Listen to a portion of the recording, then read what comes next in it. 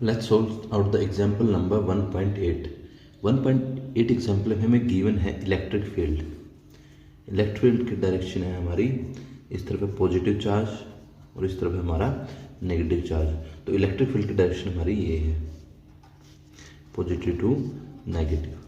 हम क्या करते हैं, इसके अंदर हम एक इलेक्ट्रॉन को रख देते हैं। यहाँ पे हमने क्या रख दिया, इलेक्ट्रॉन को रख दिया। तो इस तरफ पॉजिटिव चार्ज है तो इलेक्ट्रॉन डाउनवर्ड मूव करेगा।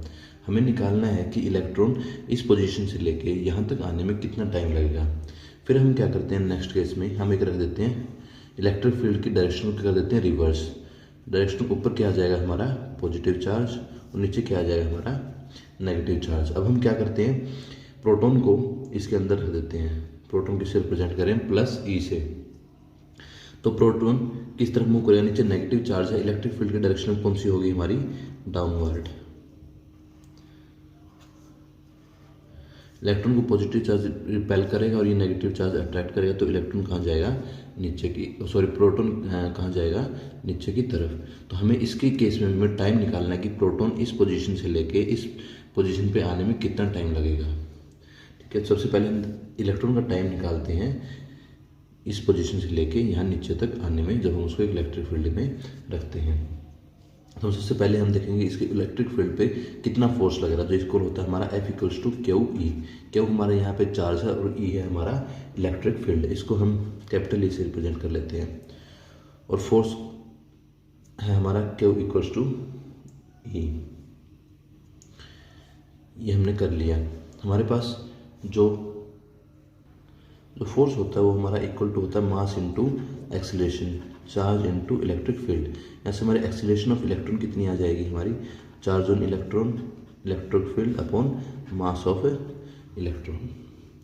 ठीक है, ये तो हो गया हमारा एक्सीलरेट की जो इलेक्ट्रॉन की एक्सीलरेशन हमारी इस पॉइंट से लेके यहाँ से लेके इस प्लेट से लेके इस प्लेट तक कितनी होगी। अब हमें निकालना है कि इस डिस्टेंस को कवर करने में से कौन सा टाइम, कितना टाइम लगेगा। तो हम इसके लिए यूज़ करेंगे इक्वेशन ऑफ मोशन जो है S equal to UT plus 1/2 AT square.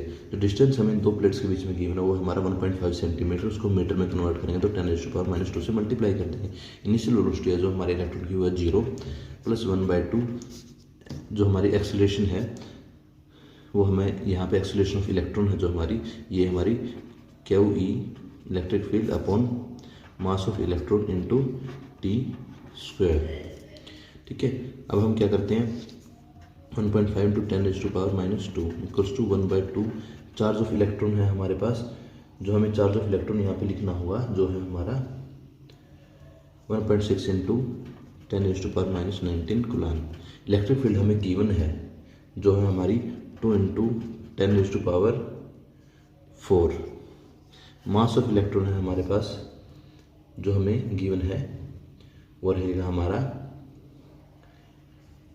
9.11 into 10⁻31 kg। अब हम इंटू टी स्क्वायर, हम इसको इस तरफ ले आते हैं, इस क्वांटिटी को, ये हो जाए 1.5 into 2 into 9.11 into 10⁻² into 10⁻31 upon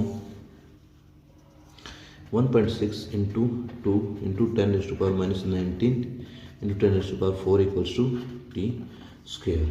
और ये हम इसको सोल्व आउट करने के बाद हमारा time of electron, time travel electron को इस प्लेट से इस प्लेट तक आने में कितना टाइम लगेगा, वो होगा हमारा 2.9 इंटू 10⁻⁹ सेकेंड्स। इलेक्ट्रॉन को इस प्लेट से लेकर इस प्लेट तक आने में इतना टाइम लगेगा। अब हमारी बात आती है प्रोटॉन की, कि प्रोटॉन को कितना टाइम लगेगा एक पोजीशन से दूसरी पोजीशन में पहुंचने में। जब हम इलेक्ट्रिक फील्ड की डायरेक्शन हमने क्या कर दिया है, रिवर्स कर दिया। तो फोर्स कितना लग रहा है हमारे प्रोटॉन के ऊपर, जो हमें क्यू ई, जो किसके द्वारा फोर्स है, ये इलेक्ट्रिक फील्ड के द्वारा। तो यहाँ पे mass of proton into acceleration of proton, जो फोर्स का फॉर्मूला होता है मास इंटू एक्सीलरेशन, एक charge on proton into electric field. तो एक्सीलरेशन प्रोटॉन हो जाएगा हमारा charge on proton into electric field upon mass of proton. ठीक है, अब हम करेंगे कि टाइम कितना लगेगा यहाँ से लेके इस प्लेट से दूसरी प्लेट में आने में, जो इक्वल होगा S equal to UT plus 1/2 AT square. Distance हमारा वही रहेगा 1.5 इंटू 10⁻⁻²।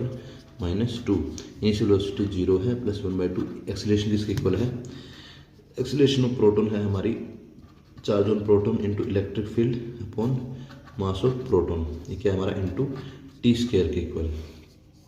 अब हम वैल्यूज़ को पुट कर देते हैं 1.5 इंटू 10⁻⁻2, 1/2 इंटू चार्ज ऑन ये Q P means charge on proton. जो चार्ज ऑन प्रोटॉन है हमारा वो रहेगा जो हमारा चार्ज ऑफ इलेक्ट्रॉन के equal, that is 1.6 into 10⁻⁻19 coulomb.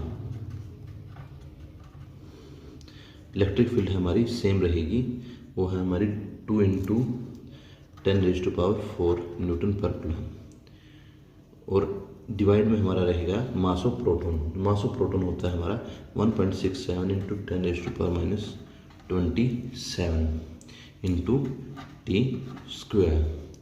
तो हम इसको सोल्व आउट करते हैं, यह जाएगा हमारा 1.5 इंटू, ये 2 है उस तरफ चला जाएगा, 2 इंटू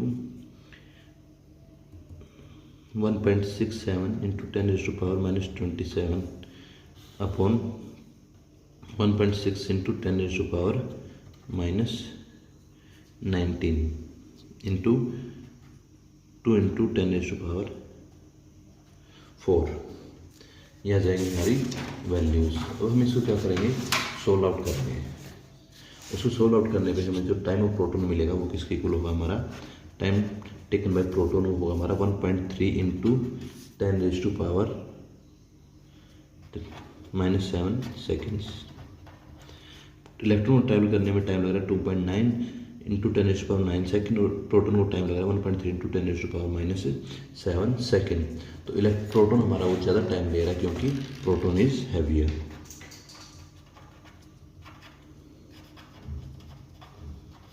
प्रोटॉन क्या है, हैवियर, तो प्रोटॉन के द्वारा क्या टाइम क्या लिया जा रहा है, ज़्यादा लिया जा रहा है। अब हमें नेक्स्ट इसमें निकालना है कि हम इसमें जो ग्रेविटेशनल फोर्स है उसको नेगलेक्ट क्यों कर देते हैं। ठीक है, तो हम देखते हैं, उसके लिए हम देखते हैं एक्सीलरेशन ऑफ प्रोटॉन, जो किसकी इक्वल आई थी हमारी acceleration proton, charge on proton, जो किसकी इक्वल है 1.6 into 10⁻⁻19 coulomb into electric field जो हमारे 2 इंटू 10⁻4 न्यूटन पर coulomb upon mass of proton. Mass of proton है हमारा 1.67 इंटू 10⁻⁻27 kg।